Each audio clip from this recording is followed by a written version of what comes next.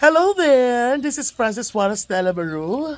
Hi mga ka-Jorvo and another life update. Biglaan! We're here sa Taboylan. And I'm with Nicole Marie again. Di ba kanina iba yung outfit niya? Kanina ano siya eh. Nonoy, ano siya? Nonoy Sunyiga?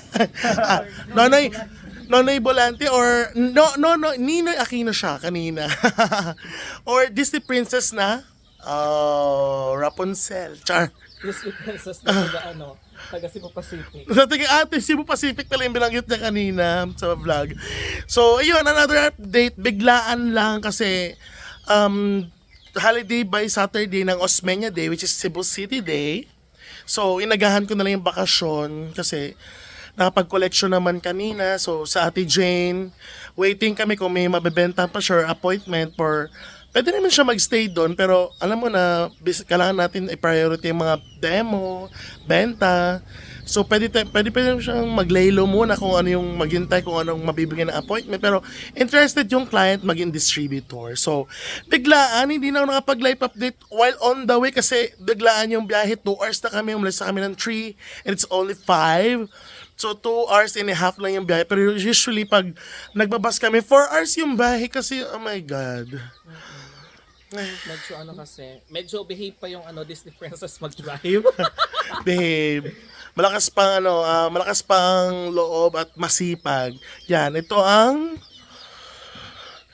Here's Taboylan. O diba? Sunset.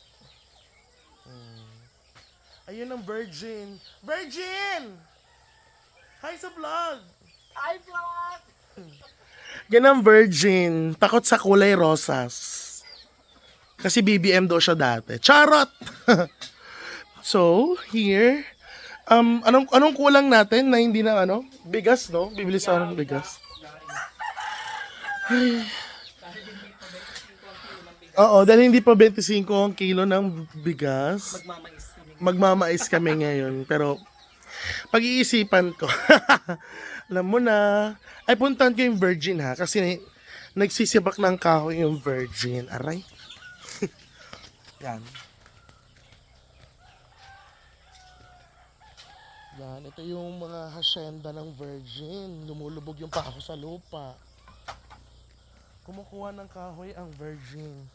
Ang lady farmer ng Taboylan. Tijo, anong ginagawa mo dyan?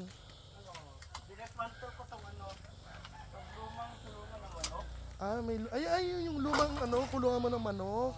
Ito yung madalas na inaatake ng ahas. Ahas. Ay, ang haba na ng saging mo, oh. Yes. Ang dami. Ang ganda ng siguro ng bunga ng puso niya, yung bulaklak. The banana blossoms. Yun, kinukuha niya one by one yung mga kahoy na, yan, gano'n. Diba? Yan, ito yung niya. Hacienda. Ang daming saging. Di ba walang saging dito dati? Yan, ang daming saging na ngayon. Sakto dito yung yung deposito nung sa baboyan niya. Ayan. So sorry for the pictures. Mga tae nung dumi ng baboy. Sorry po. Yan, nandito tayo. Sobrang lamig dito. Kahit pawisan ako galing biyahe. Malamig yung simoy dito.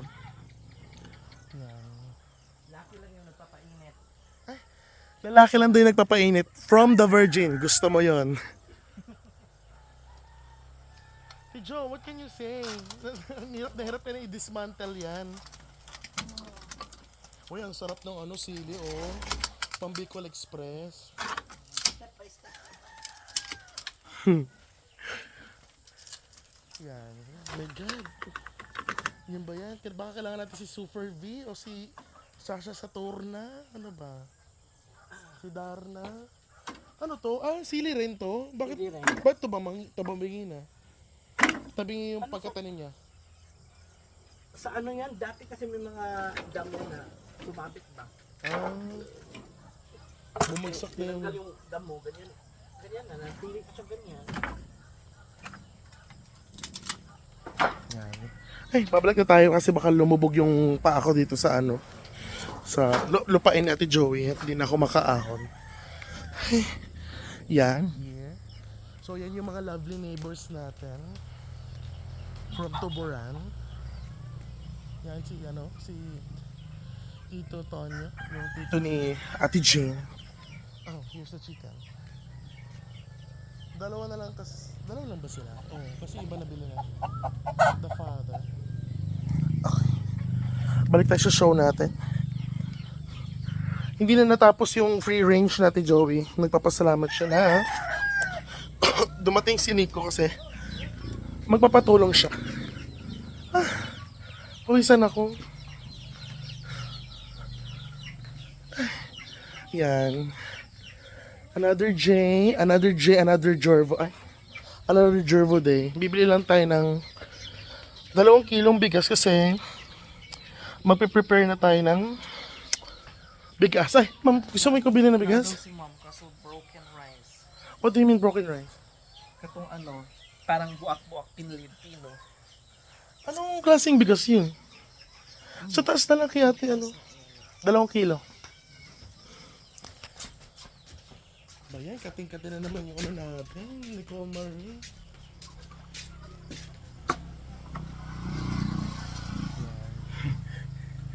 Yan po yung namin. 2 yung neighboring namin store. Local store. Ay. Yan. Grabe, Virgin. Ay. Actually, kanina nagpa-sound trip lang ako. Organic dildo. Oh my God, organic dildo. Diyos ko. Si Yud pa ata gumawa na to. Si George. George Lipaw-Paw, shout out. Siya pa yung gumawa ng to. Kasi parang meron siyang powers na wood craftsmanship. Wood craftsmanship. Oh, lighting, sorry. Kailangan na natin ng lighting. So, another life update. So, tomorrow, meron tayong travel content sa North. Siguro maganda siguro maaga kami umalis para maaga rin kami makabalik. Or pwede rin kami mag-overnight. Napagod ako sa mga pinagagawa ko na pumunta ako doon sa farm, palabas na pabili ng bigas. Pero, so ang pinaka gusto ko dito yung sunset. O, diba? Nagkukulay pink, orange yung clouds. Diba? Diba? Kaya gusto ko dito. Wow na wow ang effect ko dito. Shout out ako kay Top TV. Christopher, anong balita sa'yo dyan? Last naming jamming, nagpunta kami ng Tarian sa Sanrem, sa may Anapog. The Virgin. So, another life of day, mga ka-Jorvo, and goodbye!